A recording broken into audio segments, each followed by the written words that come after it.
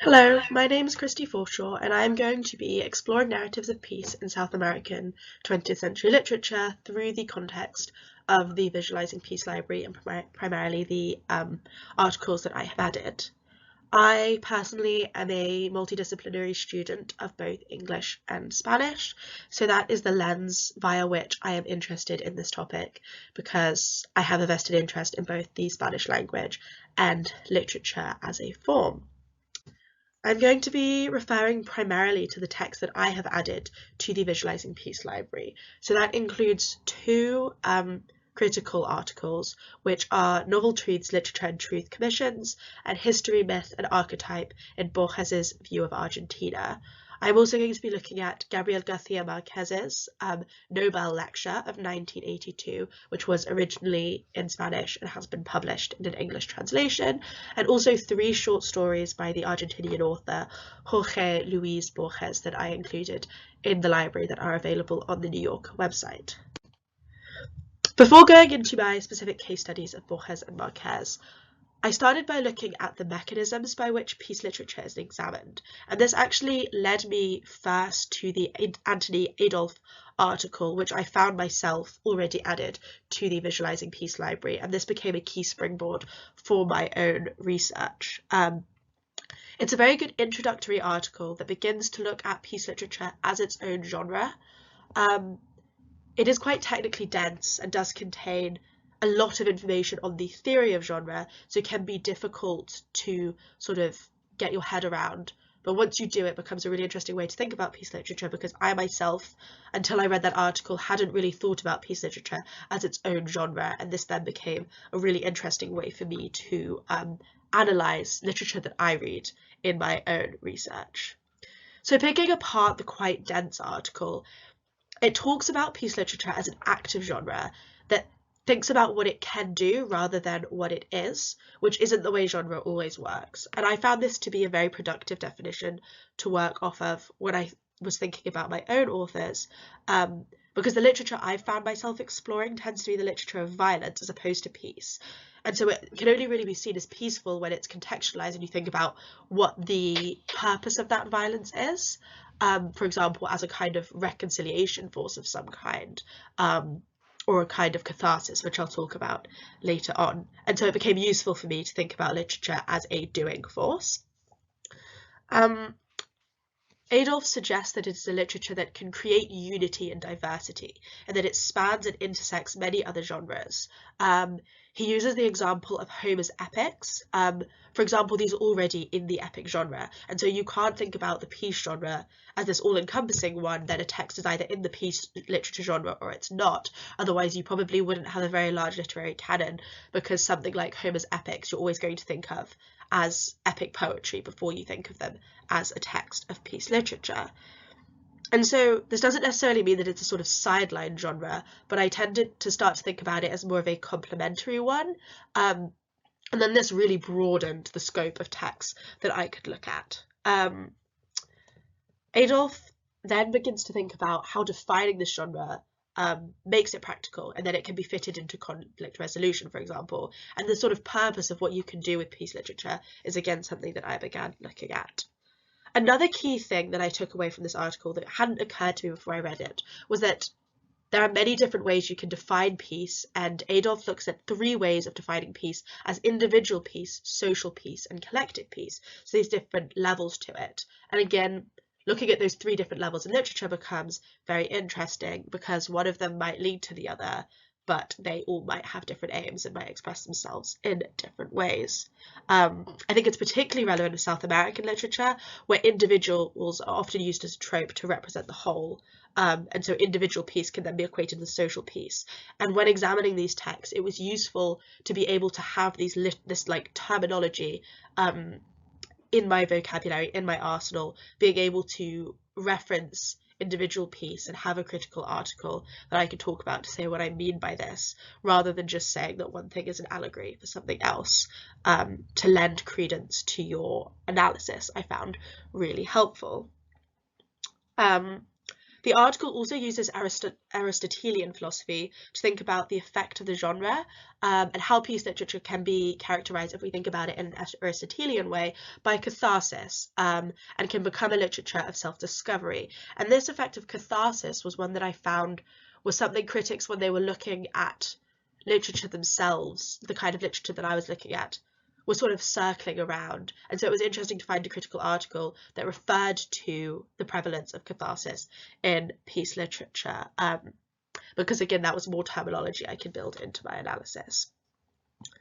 This article on peace literature as a genre then led me to personally dive into the genre a bit more, and this led me to an article that I added to the Visualizing Peace Library, which is by Paul Greedy, and it's called Novel Truths, Literature and Truth Commissions.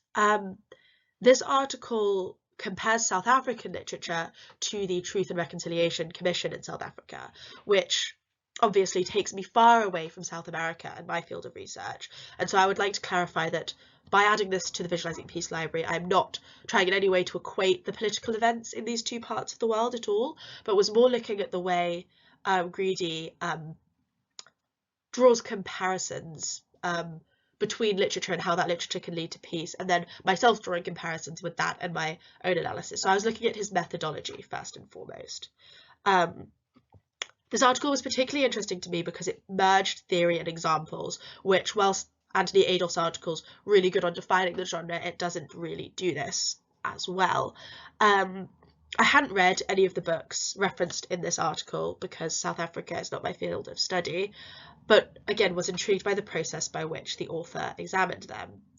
So he was looking primarily at literature as a stagnant force compared to sort of active political drive that you get with a Truth and Reconciliation Commission, but then how that can be a positive thing. So this comes back to this idea of what you can do with peace literature.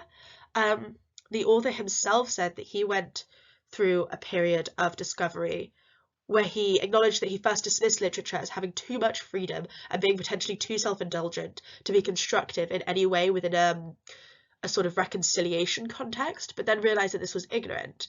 And so within his sort of self-realization, he defines this term called novel truths, which becomes this unique space, he argues, novels can occupy, where they can explore different narratives without needing a clear overarching agenda. And that's something exclusive to the novel form, to the fiction form. I think it's interesting that he references specifically catharsis, because that's something that Adolph also references, and the novel's potential for this. So you can see sort of theories aligning here. This term of novel truths then also became another graspable term that I could use when analysing literature. That said, I would like to add this article does have one key fault in that it doesn't tend to elaborate how this unique space literature operates that Greedy has defined can then lead to this active change. So he argues that literature can be productive because it has its own space and that this can become an active force, but doesn't give any examples of how this can become an active force. So if anything, this article helped open up questions for me as well, and potentially for other people that read it. So then I began to look at my own specific case studies moving into the sphere of South America, and I added a couple of examples that I think are really interesting and engaging to the Visualizing Peace Library. So the first author that I looked at was Gabriel Garcia Marquez, and I included in the library his speech that he gave when he won the Nobel Prize for Literature. So he is a Colombian author. He's a very successful novelist of notably the novels 100 Years of Solitude and Love in the Time of Cholera, but also many other successful novels set in the Latin American setting, most of which have very successful English translations as well. One of the reasons I added this speech to the library is because it had many advantages for me as an accessible library piece. It's a short read and it's very well written. It's very engaging, and so in terms of, again, getting public engagement into analysis, it seemed a strong option. But on top of this, even the nature of the fact that through his literature, Marquez has gained this global stage where he's giving this speech to sort of the Nobel Committee, and it's being translated into English and published. So by virtue of this, reaching a larger audience, including the audience of the colonizers who he references within the speech, shows peace literature becoming active in the way that I felt there was that gap in the Truth and Reconciliation article, where it wasn't quite explored how the unique perspective literature can offer then leads to it being an active force. I feel like this speech sort of bridges this gap because of his literature, he's having this opportunity to get his view out on the state of South America onto the world stage. And so the nature of Marquez's audience here seemed really powerful to me. He also poses a really powerful question in the speech, which talks a lot about violence. He weaves this evocative tapestry of violence in South America and injustice as well, and sort of the language of colonialism. And then he poses this question: why is the originality so readily granted us in literature, so mistrustfully denied us in our difficult attempts at social change? And this, for me, comes back to that idea of novel truths that I was talking about. Literature occupying this unique perspective where there are no bounds and you can write with seemingly no purpose or concrete agenda. For example, Marquez himself often writes in the genre of magical realism. But then he feels that this doesn't translate to social change, and he feels South America is stuck. And so this, to me, seemed to become the question that you could reframe, as surely literature should then be what translates to this social change, since it can grant you so much originality, which is what I think the Truth and Reconciliation article also was getting at. And so between these two articles, I began to build this perspective of what I thought peace literature could do. So finally, I looked to an Argentinian author, Jorge Luis Borges, who is also quite well known within the English-speaking world for having written many successful collections of short stories, but he's also a very prolific public figure in that he did a lot of interviews and talks a lot about the theory of writing itself, and so he was almost as much critic as he was a fiction writer. For example, he has a collection of work called On Argentina, which is a blend of essays alongside fiction on his home country. And this was another thing that really characterized his work, was that it was rooted in Argentina and the country he was from. So again, I was looking primarily at a well-known figure who has a largely translated canon, because this, for me, seemed the space where you could get active change in peace. So thinking back to that first article on theories of peace, and how peace literature can be practically fitted into conflict resolution, the wider the scope, the more likely this is to happen. That said, I quickly found that Borges was a complicated figure, and even just reading the critical article that I've uploaded into the library, that's a sense that you will get. For example, so this article that I added to the Visualizing Peace library shows that despite Borges writing a lot on Argentina, his relationship with Argentina isn't particularly in favour of him, and it is highlighted in this article, which is quite balanced, that he's considered by some a bourgeoisie writer that doesn't represent the views of the nation. So thinking back to different spheres of peace literature, and thinking about peace literature as something for self-discovery and catharsis and individual peace, that might not be something you're able to accomplish with Borges's work if the regular Argentinian feels a disconnect with it. However, even so, thinking about what Borges does wrong and where his literature falls short of peace literature or constructive literature on identity, which then feeds into individual peace, is in itself constructive, because if you think about what it lacks, you can then think about what a successful peace literature text is in itself. I also included 3 short stories by Borges that are published in the New Yorker, because I think it's really useful to be able to look at the kind of texts that are being referenced in a critical article to increase readership understanding.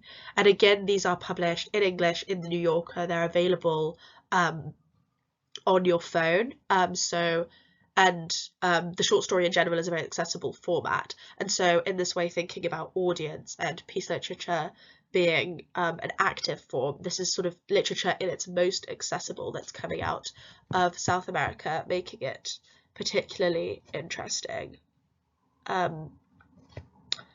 However, the critic highlights particularly that Borges in his literature doesn't really align himself with the state, but explores the Argentinian as an individual. So I included this quote where the critic says, "He is an individual, not a citizen.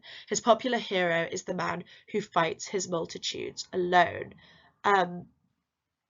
And so you can see this within the short stories. So The Dead Man is an example of this. It's a very desolate story of an environment plagued with violence and misogyny, what you would call machismo in Spanish. And it ends with the death of the person who was established as the protagonist, and he dies in a very anticlimactic manner. You know, the title of the story is literally The Dead Man. You know that it's coming.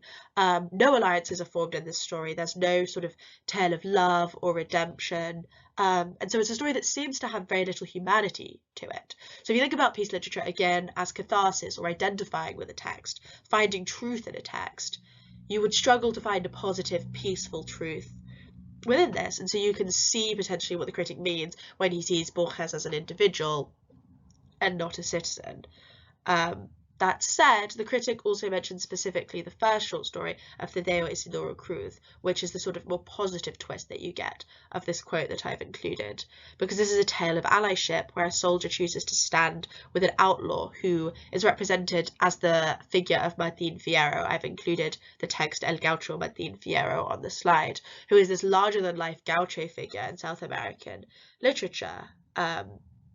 And so in itself, this is interesting because Borges is blending in narratives of Argentinian history, but also if we think about peace literature as self-discovery, particularly for an Argentinian, this would potentially be an opportunity for that. The protagonist in this story is going through a narrative of self-discovery. And so again, thinking back to the initial critique that you have of what peace literature is, it then becomes more interesting when you look at text to think about what of those tropes of peace literature can you see in South American texts. So to conclude, I hope I've drawn some relevant conclusions for you between the text that I've included in the Visualizing Peace library. I think the key takeaway I would like to give to my contributions is that it's really interesting to think about the theory of peace literature and what peace literature is and what it can be as an active force, and then apply it to texts themselves. So looking at the text that I've added to the Peace Library, the speech by Marquez, or branching out and reading some literature by those authors as well. Thank you very much for listening.